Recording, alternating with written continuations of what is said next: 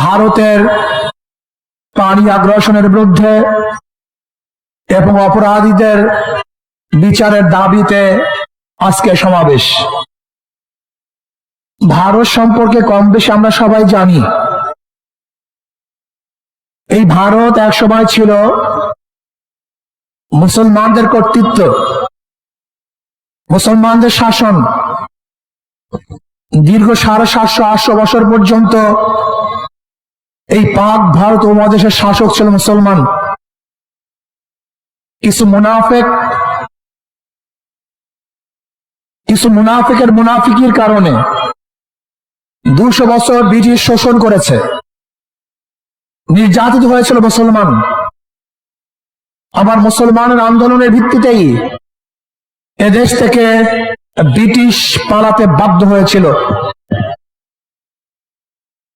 British যাওয়ার পরে ভেবেছিলাম এদেশের মানুষ শান্তি পাবে, মুক্তি পাবে, প্রত্যেকের অধিকার ফিরে পাবে, কিন্তু ভারত তা করে নাই। আবার আন্দোলন সংগ্রাম করে পাকিস্তান নামে একটা ভূখণ্ড অর্জন করেছিলাম। ভেবেছিলাম মানুষ শান্তি পাবে, মুক্তি পাবে, অধিকার ফিরে পাবে, কিন্তু পশ্চিম পাকিস্তান আমাদেরকে আমাদের অধিকার না দেওয়ার কারণে আবার তাদের বিরুদ্ধে আন্দোলন সংগ্রাম করে আমরা বাংলাদেশ স্বাধীন করেছিলাম দ্বিতীয়বার। ভেবেছিলাম এবার মুক্তি পাবো, শান্তি পাবো, কিন্তু স্বাধীনতার পর থেকে আজ পর্যন্ত যারা শাসক ছিল তারা এদেশের মানুষের আকাঙ্ক্ষা এবং চাহিদা বাস্তবায়ন করতে পারে নাই, মানুষের অধিকার ফিরিয়ে দিতে পারে নাই। দলীয়করণ, ব্যক্তিকরণের মাধ্যমে, জুলুম অত্যাচারের মাধ্যমে দেশকে ধ্বংস করে ফেলেছে। ভারতকে বন্ধু বানিয়েছে, অথচ যার ভারত বন্ধু থাকে তার শত্রু প্রয়োজন হয় না। আপনারা জানেন সিকিম এক সময় স্বাধীন রাষ্ট্র ছিল, ভারতের খুবই বন্ধু ছিল, কিন্তু লেন্দুক দর্জির মতো এক চাটুকার এবং মোশায়েবকে সৃষ্টি করে সে সিকিমকে ভারতের কররাজ্য হিসাবে নয়, ভারতের অন্তর্ভুক্ত করতে বাধ্য করেছিল। আপনারা জানেন হায়দ্রাবাদ স্বাধীন রাষ্ট্র ছিল, ব্রিটিশ বলেছিল তোমরা স্বাধীন থাকবে, কিন্তু সেই স্বাধীন রাষ্ট্রকে পরাধীন করে ভারতের মধ্যে হায়দ্রাবাদকে দিতে বাধ্য করেছিল। আপনারা জানেন কাশ্মীর স্বাধীন রাষ্ট্র ছিল, কিন্তু এই ভারত সেই স্বাধীনতাকে দূর করে আজকে তাদেরকে গোলামি করতে বাধ্য করেছে। আজকে বাংলাদেশ স্বাধীন, ভারত থেকে স্বাধীন হয়েছে, কিন্তু লেন্দুক দর্জির মতো শেখ হাসিনাকে আর এক মুখ্যমন্ত্রী তৈরি করে ওদের গোলামি বানাবার চক্রান্ত করেছিল। বাংলাদেশের মানুষ সচেতন, তারা জীবন দিতে পারে, রক্ত দিতে পারে, আন্দোলন করতে পারে, না খেয়ে থাকতে পারে, তারা খোলা আকাশে নিচে ঘুমাতে পারে, তাদের সবকিছু উৎসর্গ করতে পারে। একজন বাংলাদেশকে গোলাম বানাতে পারে নাই। আজকে তারা কি করেছে? ফারাক্কা বাঁধ দিয়েছে। ফারাক্কা বাঁধের মাধ্যমে আপনারা জানেন এক সময় আমাদের বাংলাদেশ কৃষি নির্ভরশীল দেশ ছিল, পানি ব্যতীত ফসল করা যাইত না। এর জন্য ওরা ফারাক্কা বাঁধ দিয়ে আমাদের দেশকে মরুভূমি করেছে, কিন্তু তারপরে বাংলাদেশের মানুষ ওর কাছে মাথা নত করে নেই। আজও ফারাক্কা বাঁধের সমাধান হয় নাই, আজও তিস্তার সমাধান হয় নাই। আজকেও প্রবাহিত ভারত থেকে যে নদী এবং খালগুলি আছে তার পানির ন্যায্য ইচ্ছা এখন আমরা পাই নাই। ওদের পানির দরকার নেই, ওরা প্রতি বছর আমাদেরকে পানি দিয়ে মারা চক্রান্ত করে। এবার বাংলাদেশের প্রত্যেক মানুষকে ঐক্যবদ্ধ হতে হবে।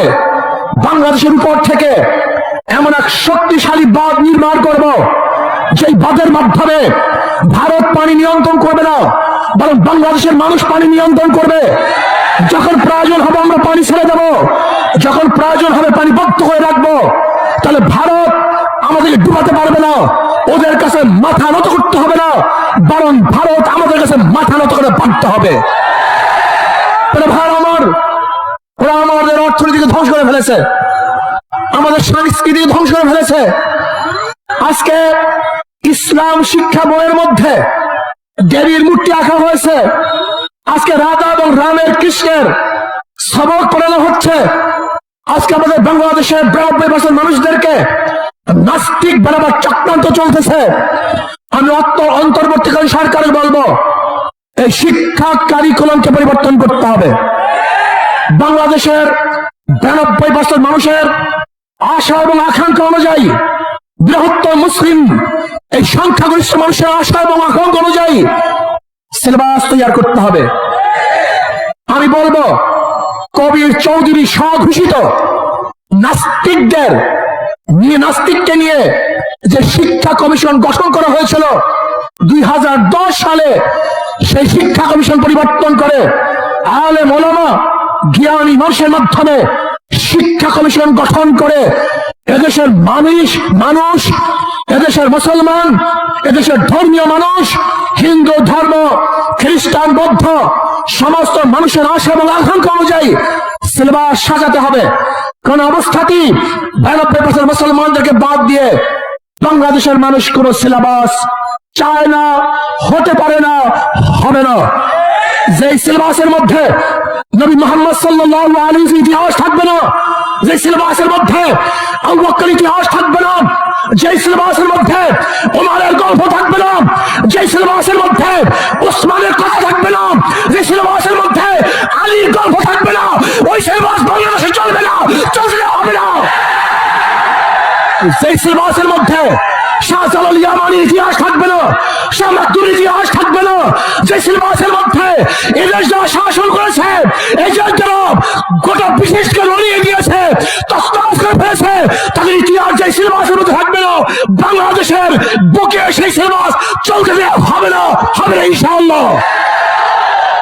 ভাইয়ের আমার, সতর্ক থাকতে হবে, চোখ কান খোলা রাখতে হবে। আজকে ফখরুল সাহেব বলেছেন মৌলবীদের কোনোদিন ক্ষমতা আসে নাই, আসার সম্ভাবনা নেই। আমি ফখরুল সাহেবকে বলবো, আপনি মৌলবী হিসাবে মৌলবাদী বলে কাকে মিন করতে চান? কে মৌলবাদী? হিন্দু মৌলবাদী, খ্রিস্টান মৌলবাদী, বৌদ্ধ মৌলবাদী, না মুসলিম মৌলবাদী? ইসলামী মৌলবাদ জিন্দাবাদ, জিন্দাবাদ। ইসলামী মৌলবাদ জিন্দাবাদ, জিন্দাবাদ। ইসলামী মৌলবাদ জিন্দাবাদ, জিন্দাবাদ। আমরা ইসলামী মৌলবাদী বিশ্বাসী, আমি মুসলমান, আমার মূল ঠিক আছে, আমি মূলকে বাদ দিয়ে রাজনীতি করতে পারি না। 92% মুসলমানদের দেশে ইসলামী মূল্যবোধকে বাদ দিয়ে, ইসলামী মূল্যবোধকে বাদ দিয়ে কেউ কোনোদিন রাজনীতি করতে পারে নাই, পারবে না ইনশাআল্লাহ। কাজে আপনি যে স্বপ্ন দেখেছেন মৌলবাদীর ক্ষমতা আসবে না, আসে নাই, সম্ভাবনা নেই। আর আমি উল্টো দেখছি, ইনশাআল্লাহ আগামী বাংলাদেশ ইসলামী মৌলবাদীদের বাংলাদেশ, আগামী বাংলাদেশ কোরআন সুন্নাহর বাংলাদেশ, আগামী বাংলাদেশ এদেশের স্বাধীনতাবাদী মানুষের বাংলাদেশ, আগামী বাংলাদেশ ধর্মীয় ব্যক্তিত্ব বাংলাদেশ, আগামী বাংলাদেশ সাম্য, মানবিক মর্যাদা এবং ন্যায় বিচার প্রতিষ্ঠিত বাংলাদেশ। আগামী বাংলাদেশ হবে বৈষম্য বিরোধী বাংলাদেশ। এখানে ধনী গরিব, শিক্ষিত মূর্খ, মুসলমান, হিন্দু, খ্রিস্টান, যে জেলে, তাঁতি, কামার, মজদুর, যে সমস্ত ব্যক্তি যেখানে যেইভাবে শ্রম দেয় না কেন, প্রত্যেকের অধিকার বাস্তবায়নের বাংলাদেশ। এখানে পুরুষদের অধিকার বাস্তবায়নের বাংলাদেশ। এখানে থাকবে মহিলাদের অধিকার, এখানে থাকবে ছাত্রদের অধিকার, এখানে থাকবে শ্রমিকদের অধিকার, এখানে থাকবে মেতর, কামার, ঋষি এবং তাঁতিদের অধিকার। এই বাংলাদেশ সবার বাংলাদেশ। এখানে ভেদাভেদ থাকবে না, এখানে থাকবে না শেখ হাসিনার পুত্রকে সেই পদ্মা ব্রিজ দেখতে গিয়ে 1.5 ঘন্টার রাস্তা জ্যাম করার ইতিহাস বাংলাদেশ আর দেখতে চায় না। এখানে কোন প্রাইম মিনিস্টারের জন্য, কোন মন্ত্রীদের জন্য, বর্তমান উপদেষ্টা প্রধানের জন্য রাস্তা বন্ধ থাকবে, জনগণ কষ্ট করবে, এই বাংলাদেশ আমরা দেখতে চাই না। এরকম বাংলাদেশ আমরা চাই না। এখানে কে উপদেষ্টা, কে প্রাইম মিনিস্টার, কে প্রেসিডেন্ট, সবার জন্য রাস্তা সমান, সবার জন্য অধিকার সমান না। আমরা দেখতে চাই না এই বাংলাদেশ যেখানে একজন মন্ত্রী যাওয়ার সময় গোটা রাস্তা বন্ধ হয়ে যাবে, আর গর্ভবতী মহিলারা গাড়ির মধ্যে বাচ্চা প্রসব করবে।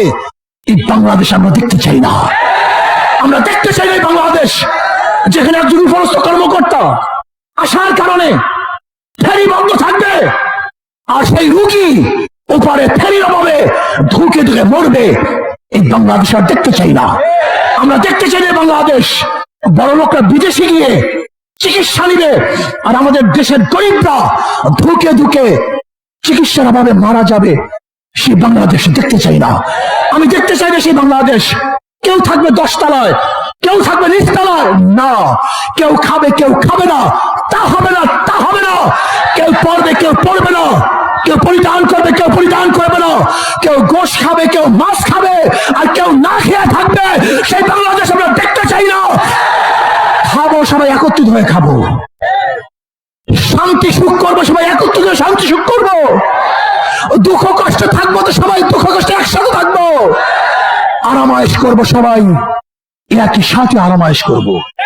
আমরা চাই বাংলাদেশের প্রত্যেক নাগরিক সমান অধিকার ভোগ করবে, তারা শান্তিতে বসবাস করবে। আজকে আমি জামাতকে বলবো, আপনাদের জন্য সুবর্ণ সুযোগ চলে আসছে। আগামীকালই নির্বাচন হবে না,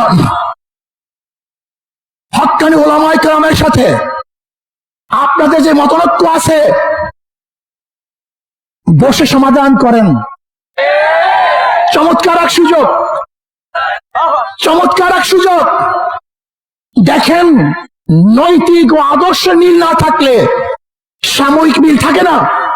বিএনপির সাথে আপনাদের চরম দোস্তি ছিল, একই সাথে আন্দোলন সংগ্রাম করেছেন, কিন্তু আদর্শ নৈতিক মিল না থাকার কারণে উভয় প্ল্যাটফর্ম ভিন্ন হয়ে গেছে। আমরা চাই না অনৈতিক কোন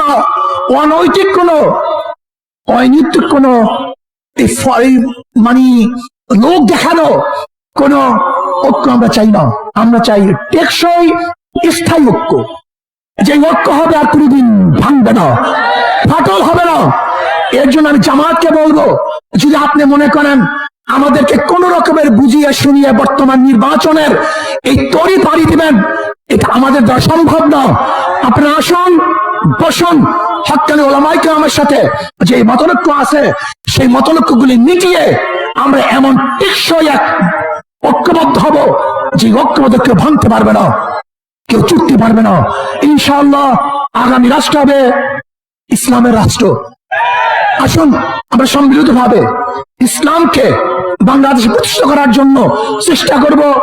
ইসলাম প্রতিষ্ঠিত হলেই সমস্ত জাতি, সমস্ত ধর্ম নিরাপদ থাকবে। এবং সলিমুল্লাহ, যে সলিমুল্লাহ, নওয়াজ সলিমুল্লাহ ইউনিভার্সিটি প্রতিষ্ঠা করেছে, সেই নওয়াজ সলিমুল্লাহর জন্মবার্ষিকী, মৃত্যুবার্ষিকী ইউনিভার্সিটি প্রতিষ্ঠিত হবে না, পালন হবে না, তাও আমরা চাই না। এখান থেকে বৈষম্য দূর করতে হবে। সব জায়গায় যে ধর্মের লোক যেই গোশ খায়, অনেক জায়গায় দেখা যায় গরুর গোশ খাইতে দেওয়া হয় না, এটা বৈষম্য। যেখানে গরুর গোশ খেতে পারবে খেতে দেন, আপনি যা ইচ্ছা কাচ্চিনের গোশ খান, কোনো সমস্যা নেই, কিন্তু খবরদার কেউ কাউকে বাধা দেওয়ার কোনো অধিকার নেই। আমরা সমৃদ্ধ ভাবে দেশটাকে গড়বো। আল্লাহ আমাকে এবং আমাদের সবাইকে সমৃদ্ধ ভাবে দেশ গড়ার তৌফিক দান করেন। আসসালামু আলাইকুম ওয়া রাহমাতুল্লাহ।